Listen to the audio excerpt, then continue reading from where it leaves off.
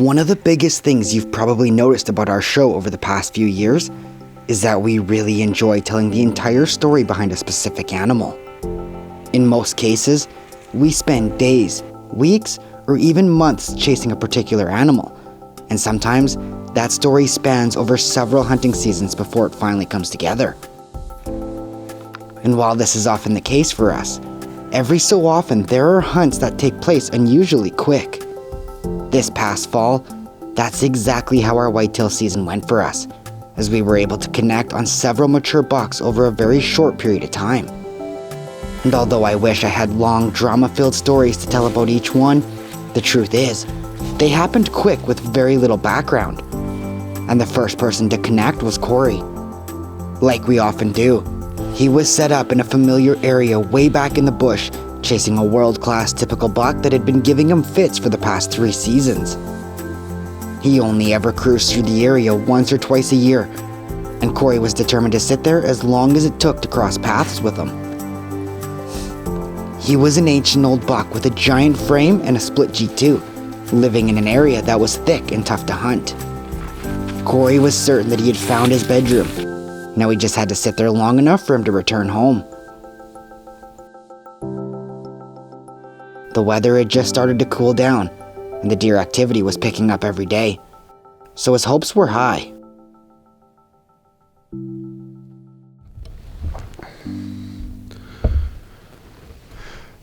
Well, it's been a heck of a season so far. I've only seen one deer, the same spiker buck 3 times.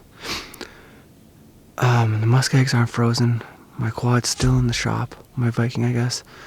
Still getting the rad repaired. And I biked with the bike tricks into this spot. We did a halt a tree stand in here earlier in the season, and now this is the spot I wanted to hunt. But you can't get here because all the swamps aren't frozen, so it's basically impassable. So I biked in here yesterday. I got a picture of probably the biggest deer I've ever got a picture of. Easily Boone and Crockett deer, huge, 5x5, 170 for sure. So slammed the stand up and got everything settled in today. I did it yesterday, I guess. Biked in again this morning, 4 kilometer one way in the snow. I'm sweating right now. Just crawled into the bodysuit. So I gotta go back to work tomorrow, but I'd imagine I'll be putting the rest of my month here trying to see if I can't get a hold of that guy. Just a huge, huge deer. Unbelievable deer. So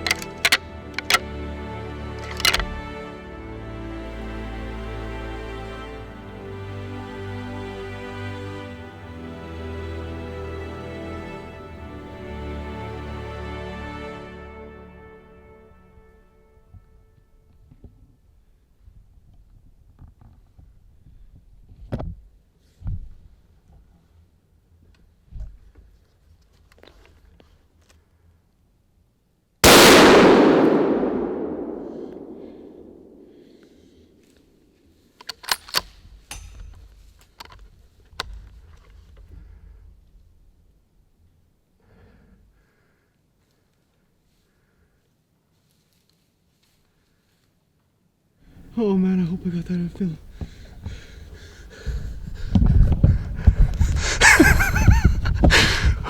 Holy smokers, guys! I think I just smoked that big hog I was after. Oh.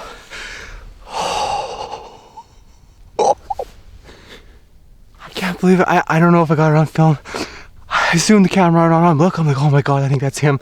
Grabbed my gun. I had 2 seconds. He walked in, I pulled the trigger. I can see his antlers sticking up in the grass there, you guys, but oh man, I hope I got it on film. I got a picture of this buck a few days ago. I put all my money on here. I've had deer running around this entire bush. I bet you I've seen 10 deer. 3 separate does in heat. I knew there was a buck running that way. I just glanced over my shoulder and all of a sudden I could see him kind of running up there. He's right in front of my trail camera, hitting that scrape, and I absolutely leveled him. Those horny bullets ripped right through him. I don't know what to say. I don't know what to say. Fatal Impact is proudly sponsored by Top Grade Construction, Black Widow Innovations, Vortex Optics, Covert Scouting Cameras, Old Smokes Coffee, and the Municipal District of Bonnyville. This segment of the show is brought to you by Wood Wheaton Supercenter, a proud supporter of our outdoor heritage.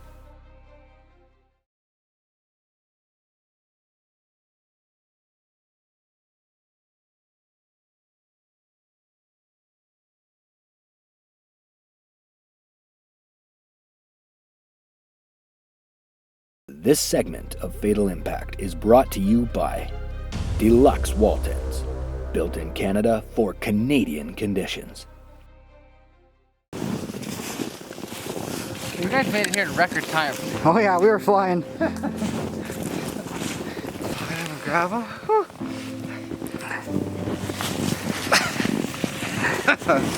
Well, he's definitely not the big one that I was after. I got bamboozled.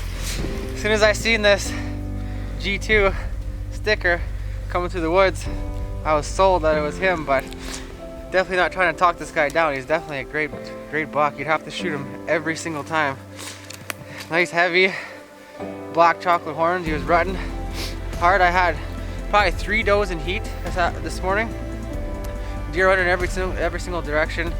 Pretty much the most deer activity I've ever seen in the bush hunting, which is decent, because usually a guy sees 1 or 2 deer a day, and that's a good day. So I knew once it was starting to heat up here, right around 10 o'clock, that's when these guys seemed to start moving. And a doe had ran into the thick stuff just back here, was getting chased, and then a few minutes later, looked over my shoulder, and I seen this guy coming through the bush, turned around, grabbed the camera, got the camera on him, and zoomed in. I didn't have time to look at him through binoculars or nothing. I had 6 seconds split decision. Seen the old G2 sticker and pulled the trigger. But definitely a nice deer. The very next day, Daniel Martychuk and myself were lucky enough to connect on a deer that I had been hunting for the past 3 years, the 7x7. But that's an entire episode aired earlier this season that you've likely already seen. After 2 of the craziest days of hunting we'd ever experienced, it was now Darcy's turn to crawl into the tree stand in an area that we've hunted hard over the past 5 years. We've killed several deer from these stands, and we're in there looking for a beautiful boxy framed 5x5 that had only been passing by my covert cameras 1 time each season. It was our first day in the stand for this deer, and we started the morning off with some light rattling before curling up for our usual light morning snooze while we wait for the deer to start moving.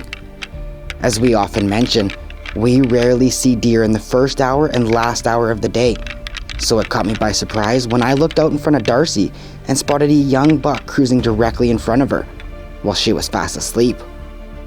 As he cruised past us, I stood up to turn around and give her a hard time about being caught sleeping when I glanced up and spotted another much larger buck standing directly in front of her at about 100 yards. He had seen me turn around, and he was locked onto us.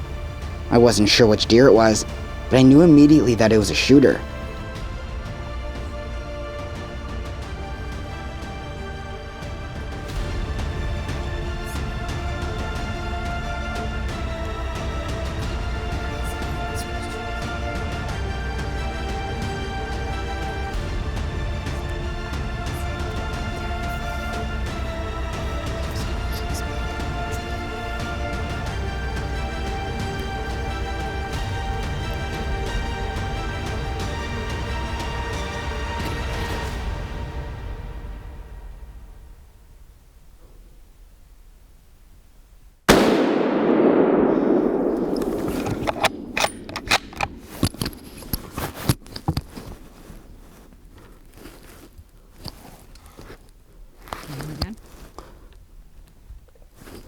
Where is he? Where is he? Where is he? He's going down, Darcy. Is he? He just went down. Oh my gosh. Is he the 4x4 or no? I don't know. It's either that monster 4x4 or the giant 10-pin. I didn't really get a chance to look at his horns much because he is like behind trees. All I could see for the longest time was no horns, a nose, and like his chest. And I just had like such a small lane and I didn't really want to take that shot. I probably could have, but then he walked out and I definitely had a perfect shot on him.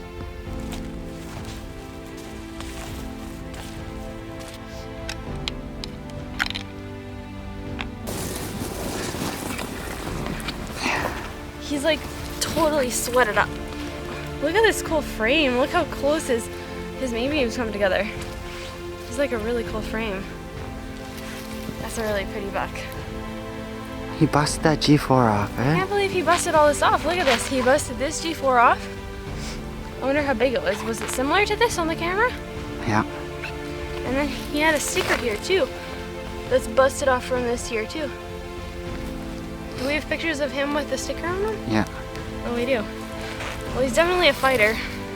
We totally rattled him in. We literally had just crawled into the tree stand and Dana rattled with the antlers and let out some grunts and 3 bucks came coming in and he was definitely the biggest of the 3 and he actually was kind of on us. He was looking at us for a while. I was getting a little concerned, but then he kind of walked into a lane and gave me a perfect shot. So Fatal Impact is proudly sponsored by Wood Wheaton Supercenter, Deluxe Wall Tents, Top Notch Taxidermy, ExileOutdoors.com, Victory Archery, and Hornady Ammunition. This segment of Fatal Impact is brought to you by Top Grade Construction in Lloydminster, Alberta.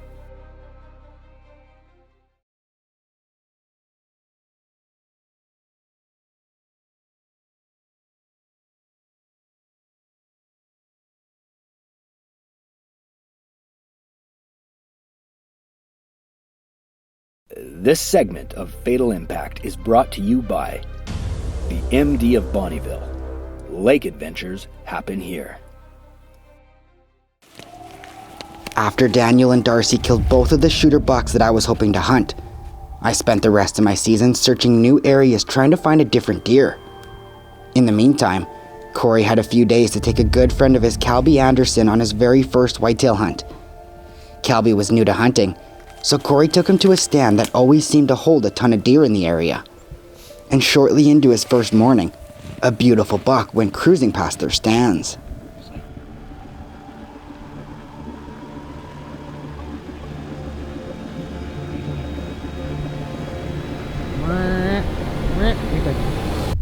Give it to him.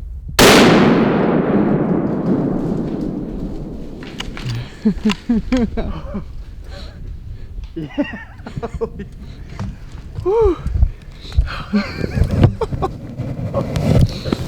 No way. Oh, that happened so quick, man. I told you. Holy crap. Oh.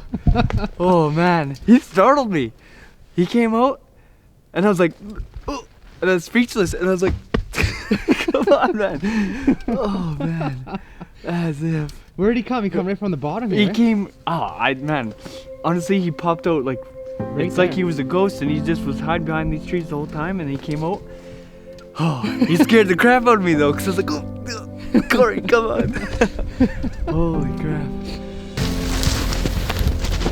Make sure he's dead.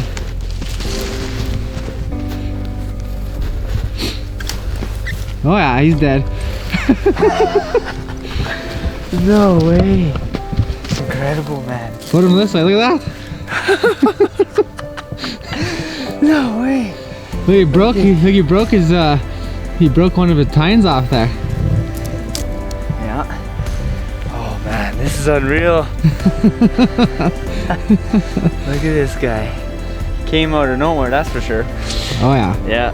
I was just thankfully sitting in the right direction and look up and he literally came right behind a tree right into view, maybe like 40 yards. And my first reaction was to get your attention. So I hit your leg and you turned and grunted at him to get him to stop, and ended up behind a tree for a little bit, but he walked out right in front, and that's where the story ends. While we were way up north in the bush, freezing our butts off sitting 9 hours a day, Jeffrey Solberg had been hunting hard in the south, trying to connect on one of the prairie bucks that he'd been watching all summer. He spent all of the archery season perched in a tree with only one close encounter. As the rifle season opened up, the landscape turned to a zoo with hunters and deer running everywhere, and Jeffrey tried his best to outsmart one of the cagey old bucks in the area. Finally, fed up and tired of dealing with the crowds, he decided that he would spend his last day of the season in an area that he hadn't hunted for 8 years. It was a 3-hour drive, but he had nothing to lose.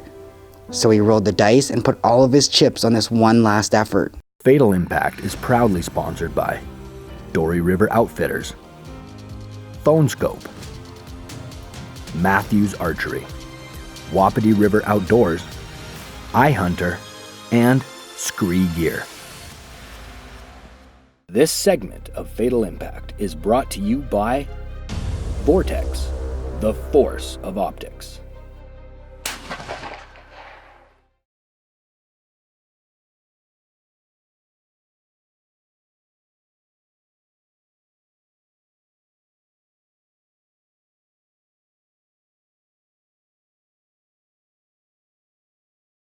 This segment of Fatal Impact is brought to you by Dory River Outfitters, Saskatchewan's premier bear destination. It's the last day of rifle season. I'm in a completely new spot. And I just spotted a big buck. And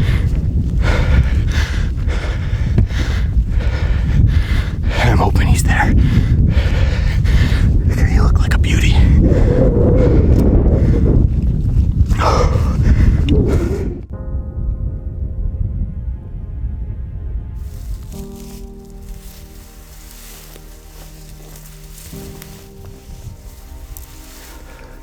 He's at the top of this hill.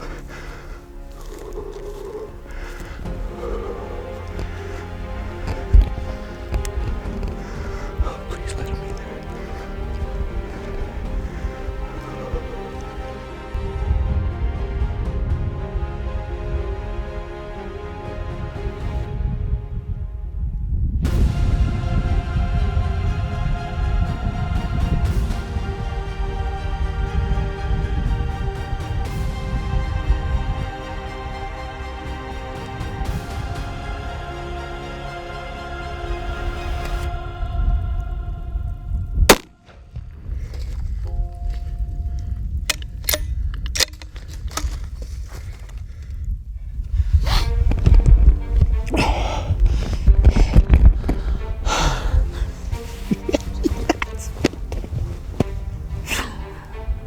Oh, yes. Oh my goodness. Last day, December 1st. Most of the province is already done. We've got a snowstorm moving in. Oh man, he kept ducking out of sight and I couldn't get my camera up high enough, and then I thought he was going to circle downwind at me and I could have shot him here, but he had to cross my wind first. So I backed way up, back on top of the hill behind me there, stopped up there, waited. At some point he must have turned around and come back up, and finally he was back where I could shoot him again. Oh my goodness. Oh my goodness. Are you kidding me? Oh, what a dandy. What a beautiful Alberta whitetail.